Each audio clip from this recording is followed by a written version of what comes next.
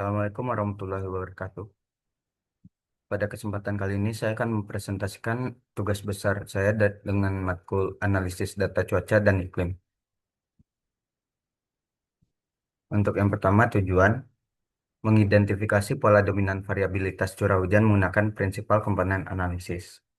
Yang kedua, mengelompokkan aktivitas matahari dan gangguan geomagnetik menggunakan metode clustering.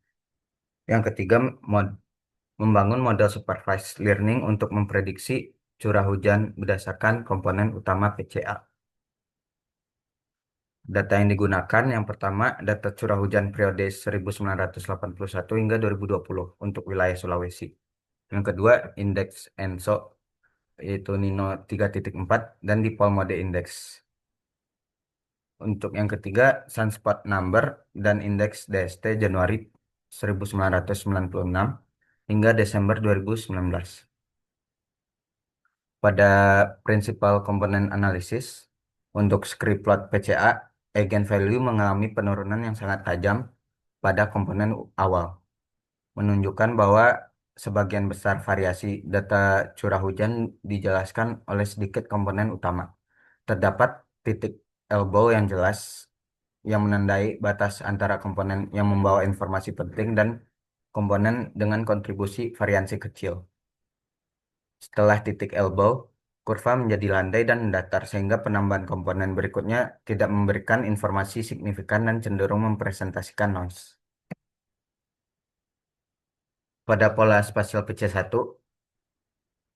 dinominasi oleh loading positif yang tersebar luas, terutama di Sulawesi bagian tengah hingga selatan dengan nilai sekitar kurang lebih 0,010 hingga 0,013, menandakan kontribusi kuat terhadap mode utama. Nilai loading yang lebih rendah sekitar kurang lebih 0,005 hingga 0,008 terbatas pada beberapa wilayah pesisir dan area tertentu, menunjukkan pengaruh yang relatif lebih lemah. Pola spasial ini mengindikasikan bahwa PC1 mempresentasikan variasi curah hujan berskala besar dengan pengaruh dominan pada wilayah dengan nilai loading tinggi. Untuk deret waktu PC1, skor PC1 berfluktuasi kuat dengan rentang nilai sekitar minus 150 hingga 220, menunjukkan variabilitas temporal curah hujan yang tinggi. Nilai positif dan negatif ekstrim mempresentasikan fase penguatan dan pelemahan mode utama curah hujan, termasuk kejadian anomali yang muncul secara episodik. Yang ketiga, tidak terlihat tren jangka panjang yang jelas, sehingga PC1 terutama menangkap dinamika temporal dominan daripada perubahan iklim jangka panjang. Selanjutnya, korelasi antara PCA dengan indeks iklim global.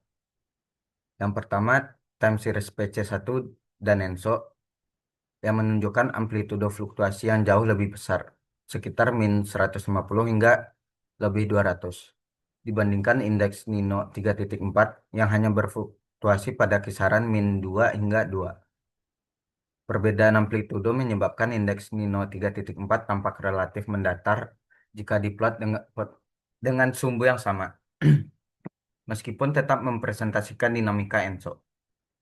Beberapa fase penguatan dan pelemahan PC1 bertepatan dengan perubahan tanda Nino 3.4, mengindikasikan adanya keterkaitan antara variabilitas curah hujan, Sulawesi, dan ENSO, meskipun hubungannya tidak linear secara sederhana. Untuk scatter plot PC1 dengan ENSO, memperlihatkan sebaran titik yang luas tanpa pola linear yang jelas, menunjukkan hubungan langsung PC1 dengan ENSO yang lemah. Nilai PC1 tetap memiliki rentang yang besar pada hampir seluruh kisaran Nino 3.4, yang menandakan variabilitas curah hujan yang tinggi pada semua fase ENSO. Pola sebaran yang relatif simetris di sekitar Nino 3.4 mengindikasikan bahwa ENSO bukan satu-satunya faktor pengendali utama variabilitas curah hujan Sulawesi.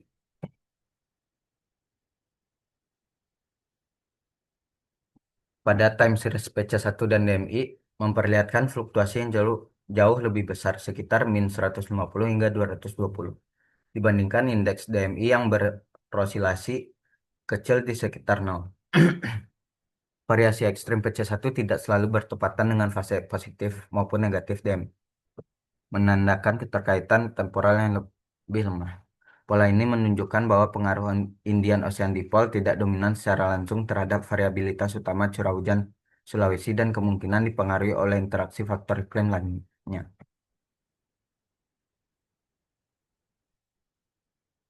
Scatter plot menunjukkan sebaran titik yang luas dan acak tanpa pola linear yang jelas antara PC1 dan indeks DMI. Nilai PC1 memiliki rentang besar min 150 hingga 220 pada hampir seluruh kisaran DMI yang menandakan variabilitas curah hujan yang tetap tinggi. Pola ini mengindikasikan korelasi yang lemah sehingga variasi utama curah hujan Sulawesi tidak dikendalikan secara langsung oleh Indian Ocean Dipole, melainkan oleh kombinasi faktor iklim lainnya. Selanjutnya, clustering pada sunspot number menunjukkan pola siklus aktivitas matahari yang jelas. Pada periodenya sekitar 11 tahun yang ditandai oleh naik turunnya jumlah bintik matahari. Terdapat dua puncak utama, yaitu sekitar tahun 2000 hingga 2002, dengan maksimum mendekati 350 sunspot dan sekitar 2013 sampai 2014 dengan intensitas lebih rendah, yaitu kurang lebih 200 hingga 220 sunspot. Di antara kedua puncak tersebut terjadi fase minimum panjang pada tahun 2007 hingga 2009 dengan jumlah sunspot mendekati nol menunjukkan bahwa amplitudo maksimum aktivitas matahari dapat berbeda antar siklus. Time series DST index sebagian besar nilai indeks DST berfluktuasi pada kisaran 0 hingga minus 50 NT yang mempresentasikan kondisi geomagnetik bumi relatif tenang. Terdapat beberapa penurunan tajam hingga sekitar minus 400 NT pada periode 2000 hingga 2005 dan 2012 hingga 2016 yang mengindikasikan terjadinya badai geomagnetik yang kuat hingga ekstrim.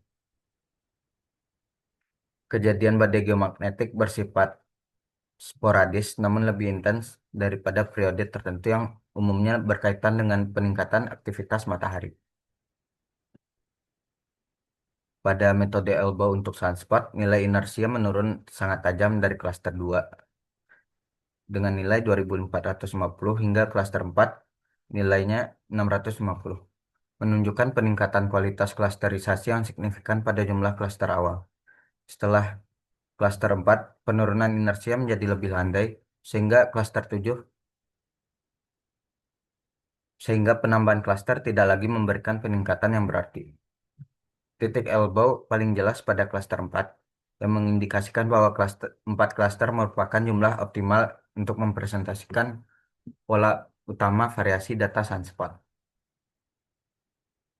Untuk nilai Silhouette tertinggi diperoleh pada klaster 2 dengan nilai 0,656 menunjukkan pemisahan klaster paling jelas dan struktur klaster yang paling kompak. Seiring peningkatan jumlah klaster dari klaster 3 hingga klaster 7, nilai Silhouette menurun dari 0,612 menjadi 0,576, mengindikasikan meningkatnya tumpang tindih antar klaster. Berdasarkan metrik Silhouette, klaster 2 merupakan pilihan paling optimal. Meskipun klaster 4 masih relevan jika analisis membutuhkan segmentasi pola aktivitas sunspot yang lebih rinci.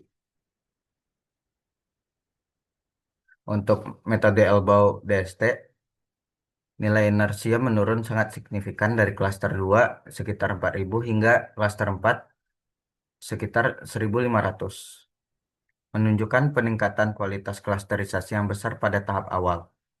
Setelah klaster 4, penurunan inersia menjadi lebih bertahap hingga klaster 7, sehingga penambahan klaster memberikan peningkatan yang terbatas. Titik elbow yang jelas pada klaster 4 mengindikasikan bahwa 4 klaster merupakan jumlah yang paling representatif untuk menangkap variasi utama kondisi geomagnetik pada data indeks DST. Untuk nilai Silhouette DST tertinggi diperoleh oleh klaster 2 dengan nilai 0,624, menunjukkan pemisahan klaster paling kuat dan konsisten internal terbaik. Peningkatan jumlah klaster dari klaster 3 hingga klaster 7 menyebabkan nilai Silhouette menurun dari 0,573 menjadi 0,525, menandakan meningkatnya tumpang tindih antar klaster.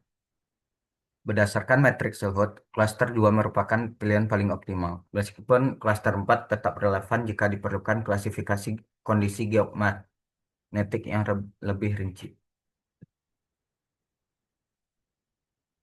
Untuk clustering sunspot, Cummins memisahkan data sunspot menjadi beberapa tingkat aktivitas matahari yang jelas sepanjang periode 1996 hingga 2019. Cluster aktivitas rendah dengan nilai 0 sampai 50 mempresentasikan fase minimum.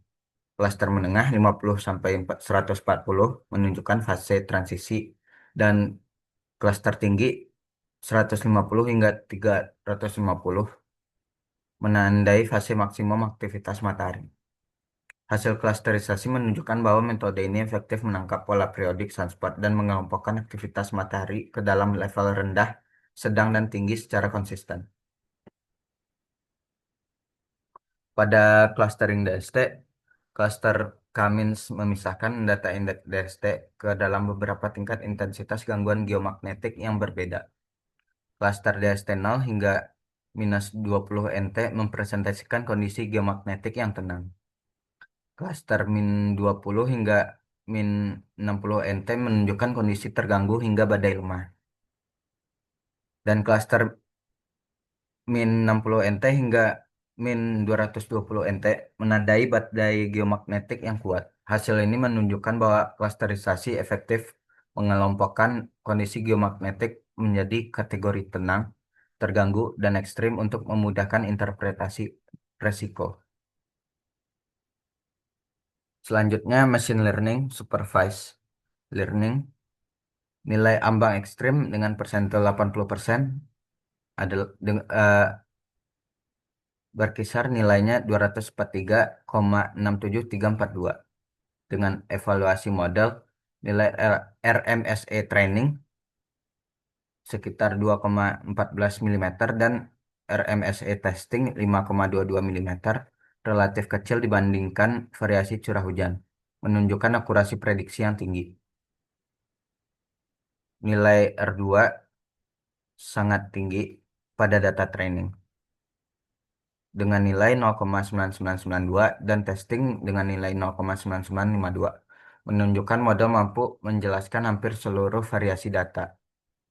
Selisih error antara data training dan testing masih dalam batas wajar, sehingga model memiliki kemampuan generalisasi yang baik tanpa indikasi overfitting yang signifikan. Pada curah hujan rata-rata spasial untuk daerah Sulawesi, menunjukkan fluktuasi yang tajam dengan nilai dominan pada kisaran 100 hingga 300 mm, serta kejadian ekstrim hingga 400 sampai 420 mm, dan minimum sekitar 30 hingga 50 mm. Pola pada data training dan testing serupa, menandakan bahwa karakteristik variabilitas curah hujan tetap konsisten pada periode pengujian. Kurva rata-rata spasial mengikuti pola utama data, sehingga mampu mempresentasikan dinamika curah hujan regional Sulawesi secara baik. Pada kesimpulan hasil dari analisis ini, yang pertama, PCA efektif mengekstraksi komponen utama yang mempresentasikan variabilitas spasial dan temporal curah hujan Sulawesi. Yang kedua, hubungan curah hujan dengan ENSO dan DMI bersifat lemah sedang, menunjukkan pengaruh multifaktor iklim regional dan global. Cummins berhasil mengelompokkan sunspot dan gangguan geomagnetik ke dalam tingkat intensitas yang jelas. Ambang persentase ke-80, curah hujan efektif untuk mengklasifikasikan kejadian hujan ekstrim secara objektif. Yang kelima, random forest untuk PC1 sampai PC5 mampu memprediksi curah hujan rata-rata spasial dengan baik, meski akurasi menurun pada kejadian ekstrim yang sangat tinggi. Sekian presentasi yang dapat saya simpulkan. Apabila ada salah kata, saya mohon maaf. Wassalamualaikum warahmatullahi wabarakatuh.